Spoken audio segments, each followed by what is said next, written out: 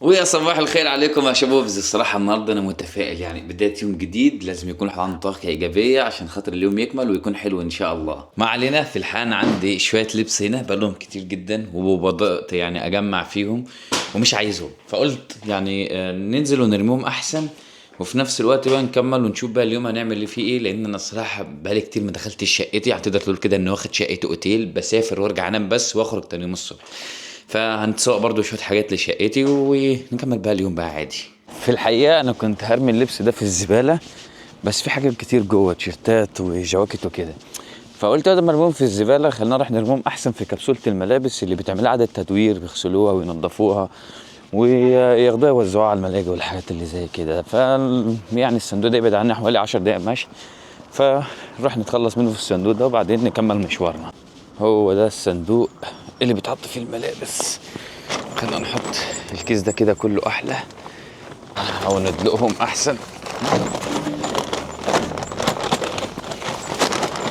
الله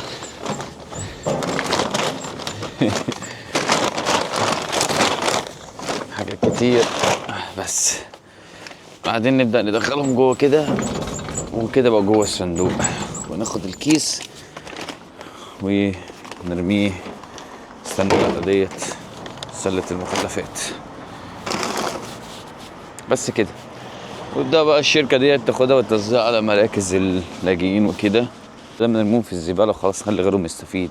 ده اللي بيعجبني في ألمانيا الصراحة، ان مثلا في بعض الأمور ممكن انت تكون شايفها تافهة ولكن لها حلول. يعني كل حاجة هنا ماشية بالتمام، وفي نفس الوقت بتعمل لها إعادة تدوير. إذا كان اللبس ممكن ترميه غيرك يستفاد منه، إذا كان أزاز المية، إذا كان لكل حاجة بتخطر على بالك أو ما تخطرش هتلاقي لها حلول هنا. يعني عايز أقول لكم رغم الدول كتير الحمد لله أنا زرتها، بس ما لقيتش نفس النظام اللي موجود عند ألمانيا. مفيش الانضباط اللي هو موجود هنا، فكل بلد ليها انضباطات مختلفة، نظام مختلف. فأحس إن ألمانيا هي طب من كل النواحي الإيجابية. أول حاجة هعملها طبعا إن أروح على التيدي دلوقتي، السوبر ماركت برضو جنبي. أنا حاسس إن الفيديو كله هضيف السوبر ماركت بسبب إني كنتش بقف في بيتي. هنشتري بس شوية أطباق عشان خاطر أنتوا عارفين إن رمضان أصلا قرب، والصراحة الأطباق اللي عندي معظمها اتكسرت، فهروح نشتري جديد. وبعدين نروح على الدي ام ونشوف بقى ايه اليوم بتاعنا هيمشي ازاي، لان النهارده يعني ايه احنا مخططين لشويه حاجات لازم نشتريها ونكمل باقي اليوم عادي. شوفوا يفرشوا دايما الحاجات بتاعتهم قدام المحل، تحس ان انت موجود يعني في العتبه. طبعا هنا كل اقسام الاطباق. هبتدي هنا، خلينا ناخد طبق غويط عشان الشوربه. الطبق ده الصراحه حلو، سعره عامل يورو 55 سنت. اوكي، طبعا هاخد على القد، يعني مش هشتري 1000 طبق، هو على القد 2 أو 1. 2 احنا عايزين اطباق مفرشحه كده شويه. هي فين؟ اوكي هنا الابيض ده. الابيض ده تحس انك انت داخل المستشفى. خلي ده احلى، الاسود ده شكله حلو. الاسود ده يصير عامل كام هنا؟ داهم. اوكي يورو 25 سنت. خدت الاتنين اللي فوق بعض. وطبعا علشان انا ما عنديش صينيه، فممكن اخد صينيه من ديت سعرها عامل 2 يورو. حلو، تحس انها بتاعت اطفال بس حلو يعني مفيش مشكله. حطها هنا بس كده. خلينا نشوف هنجيب ايه تاني. انا اسرع على الروائح اللي بتستخدم في البيوت هنا اهي.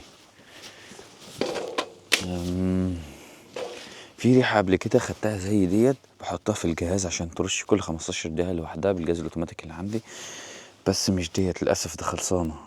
اقبال عليها كان كبير. خلاص خلينا ناخد ديت وسعرها عامل 2 يورو. كده خلصنا من المحل ده. طبعا بقى دلوقتي هنروح على محل اسمه اليورو شوب. اليورو شوب ده محل بيبيع معظم الحاجات اللي فيه بتكون بيورو، يعني اسمه حتى متجر اليورو. فنروح نشتري شويه حاجات زي ممسحه كده ننضف بقى الارضيه، وبعدين نروح على الدي ام هو كمان نشوف هنجيب منه ايه. شوفوا برضو المحل ده متخصص في كل حاجه، على حتى تخفيضات ب 30 سنت بيورو و80 سنت. هناخد واحده بس احسن. و شوفوا الحلو حتى عندهم هتلاقوا هنا حاجات كتير قوي للمطبخ باسعار منخفضه. سعرها 2 يورو الشواك دي. عايز اقول لكم درجه الحراره دلوقتي 3. جو برد جدا الصراحه. امبارح كان حلو. احلى حاجه برضو اللي صنع الشنطه ديت الصراحه، تحط كل حاجه فيها بدل ما تشيل في ايدك وتمشي. طبعا وصلت هنا على الدي ام. عايز اقول لكم ان المحل ده اصلا مختص بكل حاجه، مستحضرات التنظيف، وكمان في نفس الوقت كل ما يخص النظافه الشخصيه، الروائح، مستحضرات التجميل برضو هتلاقيها، ومناديل الحمامات. فده مش هتلاقي فيه غير حاجات بسيطه جدا من السعر الغذائي، انما الباقي كله تحس ان ايه للمنزل وكده، للبيت وادوات النظافه الشخصيه. ناخد هنا ريحه للتواليت، سعرها عامل يورو 75 سنت.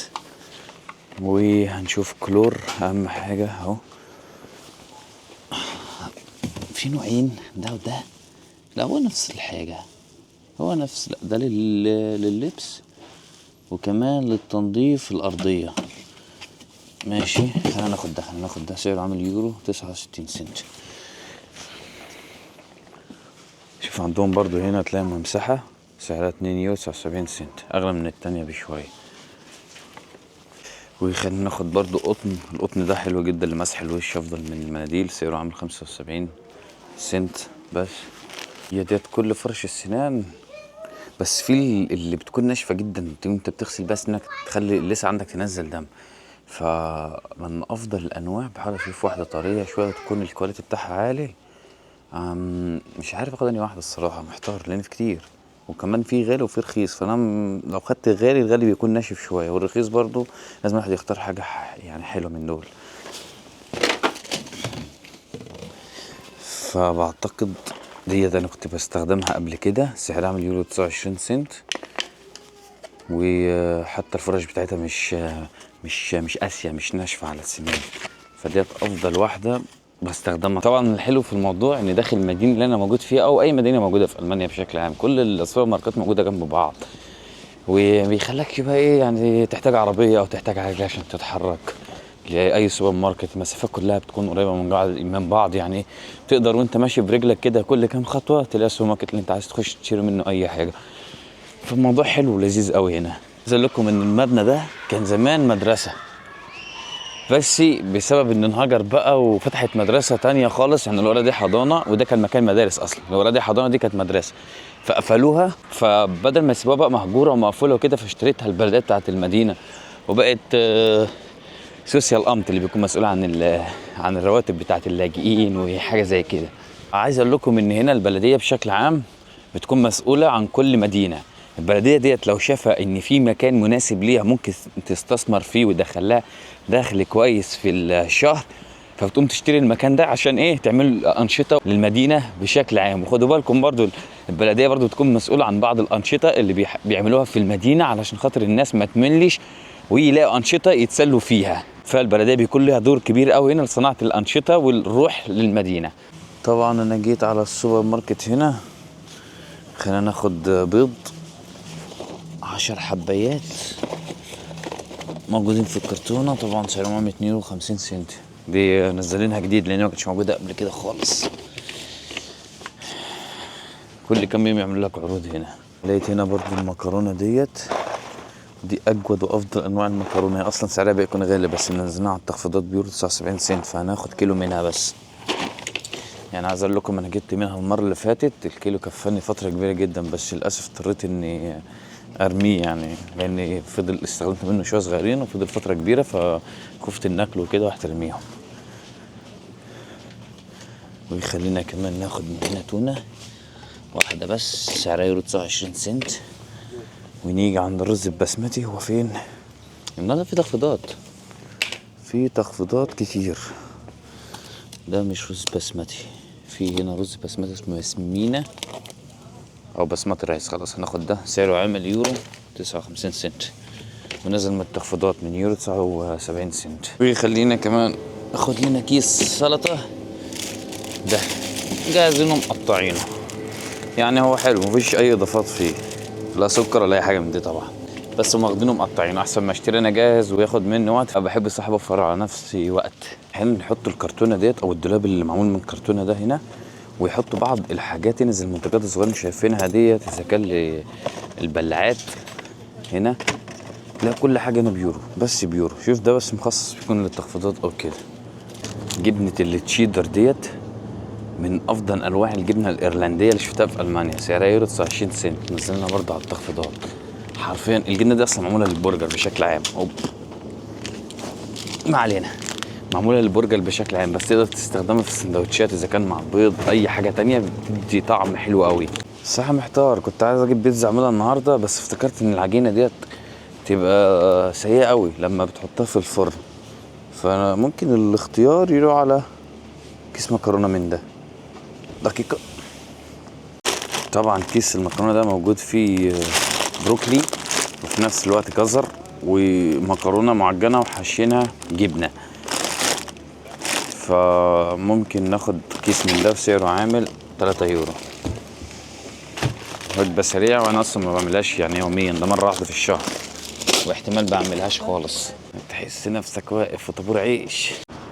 عايز اقول لكم ان اخر مره اتسوقت لحد دلوقتي لسه موجود عندي الاكل في الثلاجه، يعني ما اكلتش منه حاجه اصلا، وده بسبب اني ما بقعدش اصلا في البيت كتير. انتوا عارفين محتوى سفر وبزور مدن كتير جدا، فللاسف بقت يعني 95% من اكلي بقى بره. 5% دول لما يعني ممكن اطبخ لما بقعد في البيت مره واحده وبس. فانا مش شايف ان الموضوع لطيف، يعني لازم الواحد اكيد يطبخ في البيت، لان اكل البيت بيكون احلى بكتير وصحي اكتر.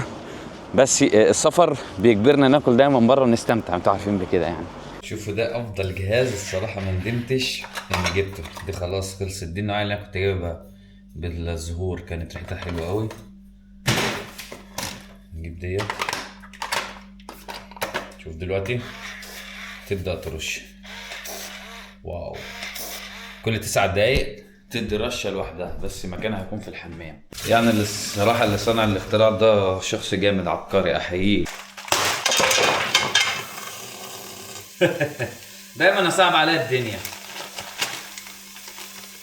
دي طبعا حبات المكرونه اللي انا قلت لكم عليها المحشيه جبنه، وديت على اساس كريمه الزانه، واللي وقع بقى في الارض للاسف هيترمي. يعني انا حاسس ان كميه المكرونه اللي وقعت على الارض بسم الله ما شاء الله اكتر من اللي دخلوا الحله. نبدا كده نقلب تقليبه حلوه، واهم حاجه شويه بس زيت زيتون كده عشان ايه يخلي طعمهم حلو. المفروض لازم اقلب كل شويه عشان خاطر بس ما تنشفش في قعر الحله. يعني الصراحه رغم ان رمضان قرب، بس عايز اقول لكم ان الواحد في بدايه اول 5 ايام رمضان كده بيكون صعب جدا، لان بيجي عليك شعور الوحده. انت قاعد في البيت لوحدك طبعا، تفتكر الاهل، تفتكر العيله، تفتكر اللمه، فكل ده بيعود لذكريات جميله جدا انت مش قادر تخرجها من ذاكرتك. رغم ان انا بقالي 10 سنين هنا، بس يعني روحهم الروحانيات اللي شفتها في مصر يعني معشراني موجودة في قلبي هنا، بالذات لما أدخل في أول 5 أيام من رمضان بيكون صعب جدا بالنسبة لي. فعشان كده الواحد في رمضان بيحاول يشغل نفسه، يخرج كتير، يقعد مع أصحابه، ينام مثلا، ياكلوا سوا. فأهم حاجة الواحد يعني يحول الطاقة السلبية ديت لطاقة إيجابية. شوفوا بدأت الكريمة هي تسيح وتخرج المية اللي موجودة في الجزر والبروكلي والمكرونة في نفس الوقت، فكل ده يتحول لكريمة أصلا بشكل عام. طبعا عايز أقول لكم الميكروفون كان فاصل، اسمع لنا ده طبق المكرونة ما شاء الله، شوفوا شكله عامل ازاي. خلينا نجرب المكرونة. بحب أنا المكرونة النوعية دي على فكرة جديدة، وما بيعملوها كده يحشوها سبانخ أو كيزة جبنة يعني وكده. بسم الله.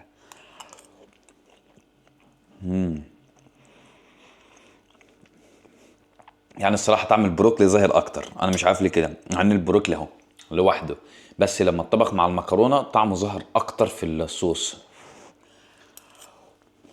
لذيذه مش بطاله، وجبه ب 3 يورو، حلوه جدا. فبكده يا شباب زي كنا وصلنا لنهايه الفيديو بتاعنا، ان شاء الله يكون عجبكم. حبيت اعمل لكم فيديو سريع بسيط كده، ونشوفكم فيديو جديد ان شاء الله تكون حلوه. مع السلامه.